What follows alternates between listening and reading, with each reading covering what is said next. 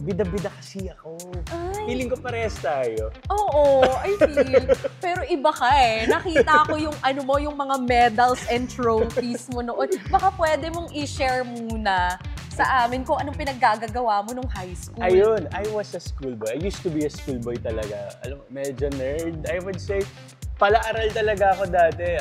Hindi pwedeng hindi kasali sa honor roll, yung Tama. mga hindi pwedeng hindi kasali sa mga school activities, mga contest sa labas ng school. Pag may kasi kailangan audition ka diyan para kasali ka palagi. Uy, alam ko Bida-bida nga. yan. Yung ano, ay guys, hindi ako nag-aral. Kapag may exam, Tapos, hindi ako nag-aral, Hindi ako guys. nag-aral. Tapos, anong score mo?